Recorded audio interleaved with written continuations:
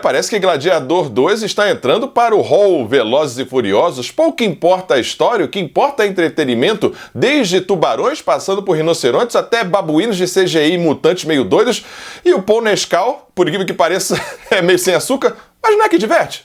Fala aí, pessoal do Filodoxia, tudo tranquilo, tudo beleza? Eu sou o Thiago Ribarni, você está no Filodoxia para o bate-papo, uma resenha com o spoiler de Gladiador 2. Simbora! Everything is forgotten in time. Empires fall, so do emperors. This is war! Real war! E aqui você já sabe, eu já vou pedindo logo, deixa seu like maroto, se inscreva no canal caso ainda não tenha se inscrito. Se estiver assistindo essa prévia por qualquer outro lugar aqui no canal, passa lá pra prestigiar que ajuda muito, beleza? Então agora sim, bora começar. Ridley Scott. Sim, Ridley Scott vem aí, né, oscilando, né, entre bons e filmes mais ou menos, assim. Prometeu e não cumpriu, enfim, deixa pra lá. Mas nesse contexto aqui, Gladiador 2 entrega o que é possível entregar, que é entretenimento, que é espetáculo cinematográfico. Se puder ver no IMAX, veja no IMAX. Mas assim, é mais uma história de vingança, com algumas rimas com o primeiro filme lá de 2000. E já digo logo de antemão que o filme original do Russell Crowe, lá de 24 anos atrás, né, dos anos 2000, é melhor em tudo do que esse Gladiador 2, com exceção talvez ali da participação do Denzel Washington. E falando em Denzel Washington, vamos logo falar um pouquinho dessa polêmica aí do Denzel com a nossa querida Boscov, que eu acho que a Boscov deu mole aí nessa história. Tá sabendo? Tá não? Então, supostamente o Denzel Washington foi grosseiro com a Isabella Boscov. Dá só uma olhada nesse trechinho, mas vou deixar a íntriga aqui pra você dar uma olhada. Dá só uma olhada nesse pedacinho aí. What did it feel like to be in Rome as Rome would have been in its heyday of the empire? What did it feel like to be there? It was amazing. I mean, it steeped you in a reality. You know, the horses walking, everybody walking around. I mean, you felt like you were in Rome. You felt like you were in Rome. And tell me about it. What, you got to ask me a question. What would you like to know? Was it exciting to be in Rome? Was it wondrous? I'm busy, actually. I'm working on what I'm doing, so I'm not there to play. And so, no, it's not like what you see is the result of what I've done, not of how I felt while I was doing it. Então assim, eu acho que, fazendo esse parece da fofoquinha aqui, que Roma tinha muita fofoquinha, né? Eu acho que a Boscov, às vezes, ela se comporta nas junkets, nas entrevistas, como um fã. E aqui é mais um exemplo disso, sabe? Ela quer ser risonha, carismática, quer ser amiga da pessoa.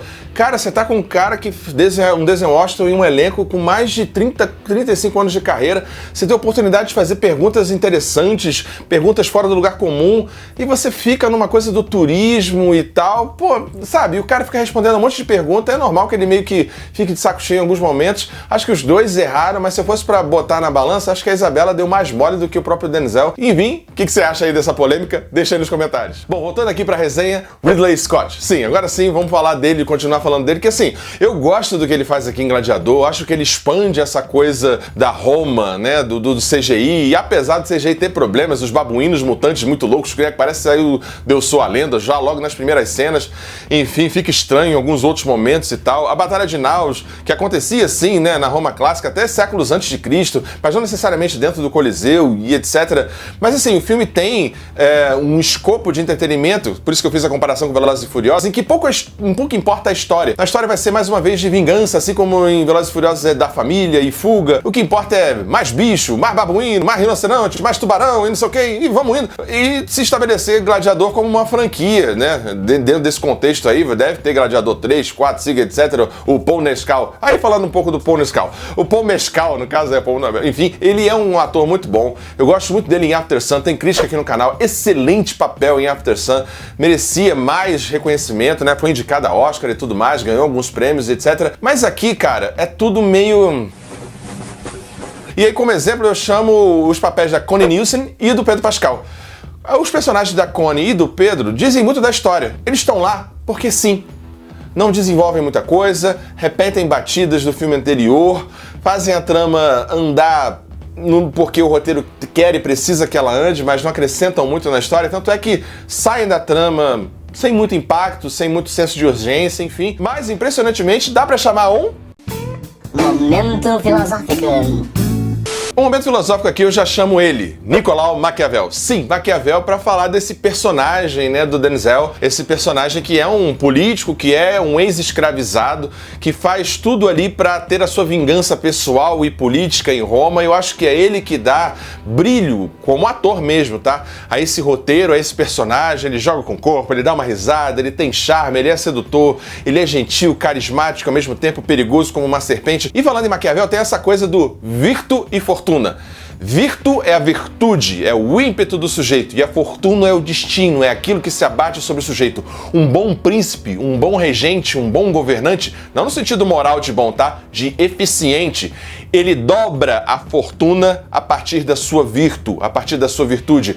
E o Denzel simboliza um pouco isso, assim como os personagens dos gladiadores, né? Do Russell Crowe aqui, do Pedro Mescal e etc. Mas aqui o personagem que simboliza mais isso com relação a poder, jogos, ser temido, amado e etc. O Denzel simboliza esse sujeito que mesmo numa adversidade do destino, dobra esse destino a partir do seu ímpeto, da sua virtude, e dobra essa fortuna que se abateu sobre ele para fazer dessa fortuna algo a seu favor. Mesmo aquilo que parece desfavorável, o personagem do Denzel lembra um pouco isso, e aí eu chamo o segundo pensador, que é Friedrich Nietzsche. Sim, Friedrich Nietzsche, ainda pensando no Denzel sobretudo, e tem um pouco dos próprios gladiadores, né, do primeiro e aqui do segundo filme, né, essa ideia desse sujeito que afirma a sua vontade de potência.